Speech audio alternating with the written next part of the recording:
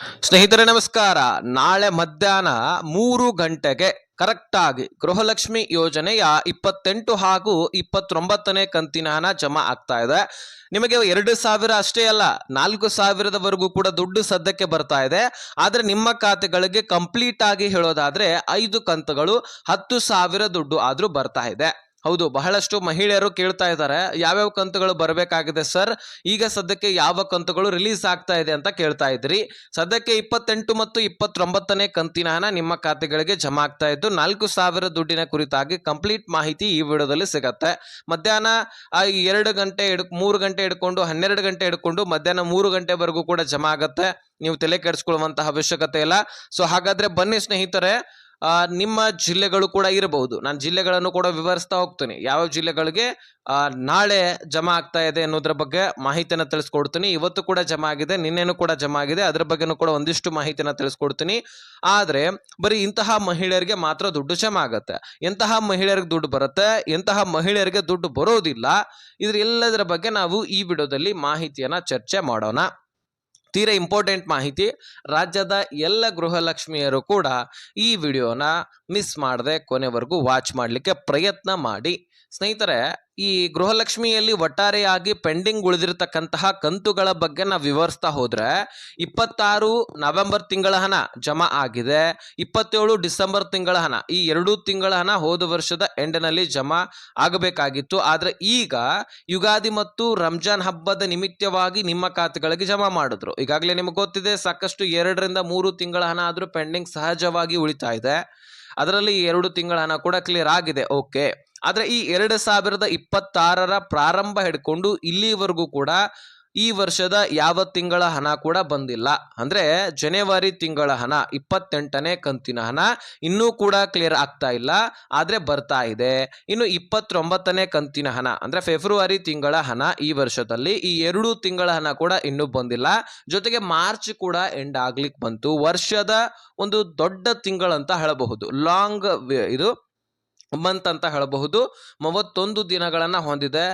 ಎಷ್ಟು ದಿನ ಆಯ್ತು ಮಾರ್ಚ್ ಮುಗಿತಾನೆ ಇಲ್ಲ ಅಂತ ನೀವು ಸೋಷಿಯಲ್ ಮೀಡಿಯಾದಲ್ಲಿ ನೋಡ್ತಾ ಇರಬಹುದು. ಈ ತಿಂಗಳ ಹಣ ಕೂಡ ಬರಬೇಕು. ಯಾಕಂದ್ರೆ ಬಜೆಟ್ ಮಂಡನೆ ಆಯ್ತಲ್ವಾ, ಬಜೆಟ್ ಮಂಡನೆ ಈ ವರ್ಷದಲ್ಲಿ ಎಲ್ಲ ಇಲಾಖೆಗಳಿಗೂ ಕೂಡ ಸಪ್ಲೈ ಆಗ್ತಾ ಇರತ್ತೆ ದುಡ್ಡು.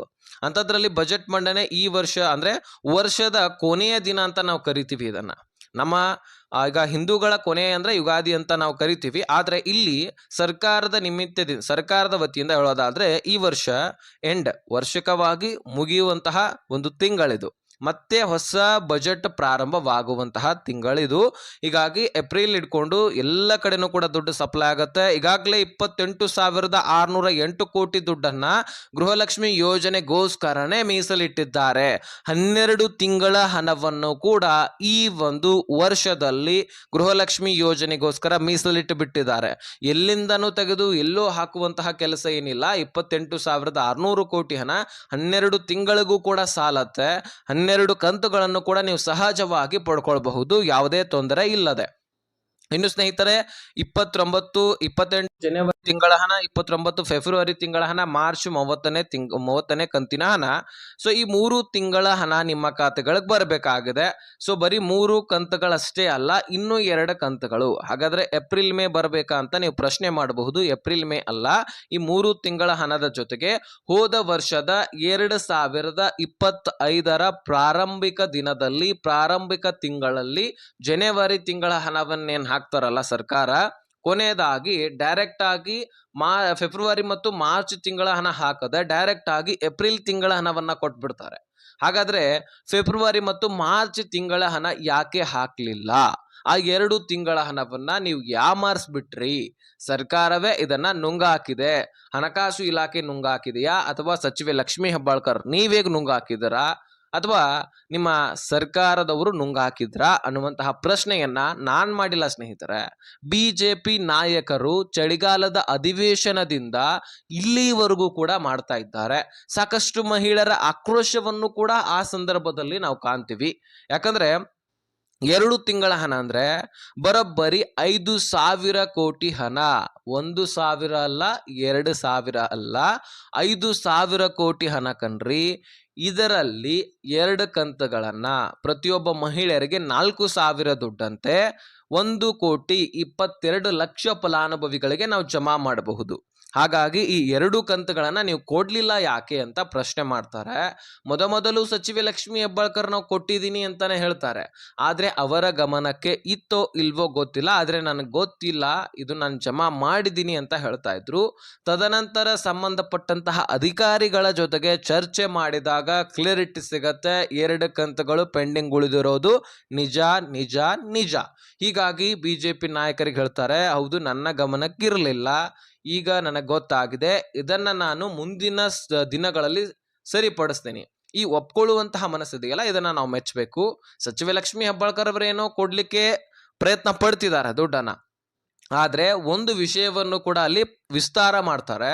ಹಣಕಾಸು ಇಲಾಖೆಯಿಂದ ಸರಿಯಾಗಿ ದುಡ್ಡು ಬರ್ತಾ ಇಲ್ಲ, ನಾನು ಪ್ರತಿ ತಿಂಗಳು ಕೂಡ ನೋಟಿಸ್ ಅನ್ನ ಕಳಿಸ್ತಾ ಇರ್ತೀನಿ, ಆದ್ರೆ ಹಣಕಾಸು ಇಲಾಖೆ ಸರಿಯಾದ ಸಮಯಕ್ಕೆ ದುಡ್ಡು ಕೊಡ್ತಾ ಇಲ್ಲ. ಈಗ ಮಾರ್ಚ್ ತಿಂಗಳ ಹಣವನ್ನ ಮೇನಲ್ಲಿ ಕೊಡೋದು, ಮೇ ತಿಂಗಳ ಹಣವನ್ನ ಜುಲೈನಲ್ಲಿ ಅಥವಾ ಆಗಸ್ಟ್ನಲ್ಲಿ ಈ ರೀತಿಯಾಗಿ ಕೊಡ್ತಾ ಹೋಗ್ತದೆ. ಹೀಗಾದ್ರೆ ಸರಿಯಾಗಿ ದುಡ್ಡು ಜಮಾ ಮಾಡ್ಲಿಕ್ಕೆ ಆಗ್ತಾ ಇಲ್ಲ ಅನ್ನುವಂತಹ ಆರೋಪವನ್ನ ಹಣಕಾಸು ಇಲಾಖೆ ಮೇಲೆ ಮಾಡ್ತಾರೆ ನೋಡಿ. ಆವಾಗಿನಿಂದ 24, 25, 26, 27 4 ಕಂತುಗಳು ಸತತವಾಗಿ ಜಮಾ ಆಗಿ ಕ್ಲಿಯರ್ ಆಗ್ಬಿಡ್ತಾವ್ ನೋಡಿ. ಈಗಲೂ ಕೂಡ ಹಾಗೆ ಈ ವರ್ಷದಲ್ಲಿ ಎಷ್ಟು ದುಡ್ಡು ಬೇಕೋ ಅಷ್ಟು ದುಡ್ಡನ್ನ ಮೀಸಲಿಡಲೇಬೇಕಂತ ಹೇಳ್ಬಿಟ್ಟು CM ಸಿದ್ದರಾಮಯ್ಯನವ್ರಿಗೂ ಕೂಡ ಮನವಿ ಮಾಡ್ಕೊಂಡಿದ್ರು. ಅಷ್ಟು ದುಡ್ಡನ್ನು ಕೂಡ ಮೀಸಲಿಡಲಾಗಿದೆ, ಯಾವುದೇ ತೊಂದರೆ ಅಂತೂ ಇಲ್ಲ, ನೀವು ತಲೆ ಕೆಡಿಸ್ಕೊಳ್ಳುವಂತ ಅವಶ್ಯಕತೆ ಇಲ್ಲ. ಈಗಾಗಲೇ 28ನೇ ಕಂತಿನ ಹಣ ಆಲ್ರೆಡಿ ಬೆಂಗಳೂರು ನಗರ ಸೇರಿದಂತೆ ವಿಜಯನಗರ, ಬೆಂಗಳೂರು ಗ್ರಾಮಾಂತರ, ಧಾರವಾಡ, ಬೆಳಗಾವಿ, ಉತ್ತರ ಕನ್ನಡ, ದಕ್ಷಿಣ ಕನ್ನಡ, ದಾವಣಗೆರೆ, ಉಡುಪಿ, ತುಮಕೂರು, ಚಿತ್ರದುರ್ಗ, ಚಿಕ್ಕಮಗಳೂರು, ಶಿವಮೊಗ್ಗ, ರಾಯಚೂರು ಹೀಗೆ ಹಲವಾರು ಜಿಲ್ಲೆಗಳಲ್ಲಿರ್ತಕ್ಕಂತಹ ಗೃಹಲಕ್ಷ್ಮಿಯರ ಅಕೌಂಟ್ಗಳಿಗೆ ದುಡ್ಡು ಜಮಾ ಆಗ್ತಾ ಇದೆ. ಸೊ ನೀವು ತಲೆ ಕೆಡಿಸ್ಕೊಳ್ಳುವಂತ ಅವಶ್ಯಕತೆ ಇಲ್ಲ. ಸೊ ನಾಳೆನೂ ಕೂಡ ಸಾಕಷ್ಟು ಜಿಲ್ಲೆಗಳಿಗೆ ಜಮಾ ಆಗ್ತಾ ಇದೆ. ಉದಾಹರಣೆಗೆ ಮಂಡ್ಯ ಆಗಿರಲಿ, ಮಂಗಳೂರು, ಚಿಕ್ಕಮಗಳೂರು, ಉಡುಪಿ, ಚಿತ್ರದುರ್ಗ, ಬೀದರ, ಹಾಸನ, ಕೊಪ್ಪಳ, ಅದೇ ರೀತಿಯಾಗಿ ಈ ಒಂದು ಚಿಕ್ಕಮಗಳೂರಿನ ಸೈಡು ಸಾಕಷ್ಟು ಜಿಲ್ಲೆಗಳಿಗೆ ಜಮಾ ಆಗುತ್ತೆ. ಇನ್ನು ಬೆಂಗಳೂರು ನಗರ, ಬೆಂಗಳೂರು ಗ್ರಾಮಾಂತರ ಸುತ್ತಮುತ್ತ ಇರತಕ್ಕಂತಹ ತಾಲೂಕುಗಳಲ್ಲಿ ಇನ್ನೂ ಕೂಡ ದುಡ್ಡು ಬರಬೇಕಾಗಿದೆ, ಅಲ್ಲಿ ಜಮಾ ಆಗುತ್ತೆ. ದಾವಣಗೆರೆಗೆ ಬರುತ್ತೆ, ಕೋಲಾರಕ್ಕೆ ಬರುತ್ತೆ, ಕೊಡಗಕ್ಕೆ, ಉಡುಪಿಗೆ, ಶಿವಮೊಗ್ಗಗೆ, ಹೀಗೆ ಹಲವಾರು ಜಿಲ್ಲೆಗಳಲ್ಲಿರ್ತಕ್ಕಂತಹ ಗೃಹಲಕ್ಷ್ಮಿಯರ ಅಕೌಂಟ್ಗಳಿಗೆ ದುಡ್ಡನ್ನ ಜಮೆ ಮಾಡಲಾಗ್ತಾ ಇದೆ. 1,22,00,000 ಫಲಾನುಭವಿಗಳಿಗೂ ಕೂಡ ದುಡ್ಡು ಬರುತ್ತೆ, ಯಾವ ಫಲಾನುಭವಿಗಳಿಗೂ ಕೂಡ ಮಿಸ್ ಆಗೋದಿಲ್ಲ. ಆದ್ರೆ ಇಲ್ಲಿ ಯಾರು ಬ್ಯಾಂಕ್ ಅಕೌಂಟ್ಗಳನ್ನ ಚಾಲ್ತಿ ಮಾಡಿಸ್ಕೊಂಡಿಲ್ಲ ನೋಡಿ, ಅವ್ರಿಗೆ ಬಿಟ್ಟು ಉಳಿದಂಥವ್ರಿಗೆ ಬರುತ್ತೆ. ಬರೀ ಇಂತಹ ಮಹಿಳೆಯರಿಗೆ ಬರುತ್ತಂತ ನಾನು ಹೇಳಿದ್ದೆ. ಎಲಿಜಿಬಿಲಿಟಿಯನ್ನ ಹೊಂದಿರತಕ್ಕಂತಹ ಮಹಿಳೆಯರಿಗೆ ಮಾತ್ರ ಬರುತ್ತೆ. ಎಲಿಜಿಬಿಲಿಟಿ ಇದ್ರೂ ಸಹಿತ ಕೆಲವೊಂದಿಷ್ಟು ಜನರಿಗೆ ಬರೋದಿಲ್ಲ. ಅದು ಎಂಥವ್ರು ಅಂದ್ರೆ, ನಿಮ್ಮ ಬ್ಯಾಂಕ್ ಅಕೌಂಟ್ಗಳಲ್ಲಿ ನೀವು ಟ್ರಾನ್ಸಾಕ್ಷನ್ ಮಾಡಿಸ್ತಾ ಇರೋದಿಲ್ಲ, ಬ್ಯಾಂಕ್ಗಳ ಜೊತೆಗೆ ವಹಿವಾಟವನ್ನ ಮಾಡೋದಿಲ್ಲ. ಅಂದ್ರೆ ಅಮೌಂಟ್ ಹಾಕೋದು ತೆಗೆಯೋದು, ಬ್ಯಾಂಕನ್ನು ಆಕ್ಟಿವ್ ಇಡಬೇಕು. ನೀವು ಅದನ್ನ ಓಪನ್ ಮಾಡಿ ಬರೀ ಬಿಟ್ಬಿಟ್ರೆ ಅಲ್ಲ, ಅದನ್ನ ಆಕ್ಟಿವ್ ಇಡಬೇಕು. ಸರ್ಕಾರ ಏನೋ ದುಡ್ಡು ಕಳಿಸುತ್ತೆ, ಆದ್ರೆ ನಿಮ್ಮ ಅಕೌಂಟ್ನಲ್ಲಿ ಜಮಾ ಆಗ್ಬೇಕಲ್ವಾ, ವಾಪಸ್ ಸರ್ಕಾರಕ್ಕೇನೆ ಹೋಗೋದು ಅದು. ಹಾಗಾಗಿ ನಿಮ್ಮ ಅಕೌಂಟನ್ನು ಚಾಲ್ತಿ ಮಾಡ್ಕೊಳ್ಳಿ. ಲಕ್ಷಾಂತರ ಫಲಾನುಭವಿಗಳು ಎಲಿಜಿಬಿಲಿಟಿ ಏನೋ ಹೊಂದಿದ್ದಾರೆ, ಆದರೆ ಬ್ಯಾಂಕ್ ಅಕೌಂಟೇ ಚಾಲ್ತಿಯಲ್ಲಿಲ್ಲ. ಹೀಗಾಗಿ ಸರ್ಕಾರ ಏನು ಮಾಡಬೇಕು, ಇದೇ ನಿಮಗೆ ಪ್ರಶ್ನೆ ಕೇಳ್ತಾ ಇದ್ದೀನಿ. ಸೊ ಹಾಗಾಗಿ ಈ ಒಂದು ಅಕೌಂಟ್ಗಳನ್ನು ಚಾಲ್ತಿಯಲ್ಲಿ ಇಟ್ಟರೆ ಮಾತ್ರ ನಿಮ್ಮ ಖಾತೆಗಳಿಗೆ ದುಡ್ಡು ಜಮಾ ಆಗ್ಲಿಕ್ಕೆ ಸಾಧ್ಯ. ಸೊ ಇದಾಗಿತ್ತು ಇನ್ಫಾರ್ಮೇಶನ್. ಕ್ಲಿಯರಿಟಿ ಸಿಕ್ಕಿದೆ ಅಂತ ಅನ್ಕೊಳ್ತೀನಿ. ಏನೇ ಕ್ವಶನ್ಸ್ ಇದ್ರೂ ಡಿಸ್ಕ್ರಿಪ್ಷನಲ್ಲಿ ಇನ್ಸ್ಟಾಗ್ರಾಮ್ ಲಿಂಕ್ ಇರುತ್ತೆ, ಅಲ್ಲಿಂದ ಮೆಸೇಜ್ ಮಾಡಿ, ನಾನು ಖಂಡಿತವಾಗ್ಲೂ ರಿಪ್ಲೈ ಕೊಡ್ತೀನಿ.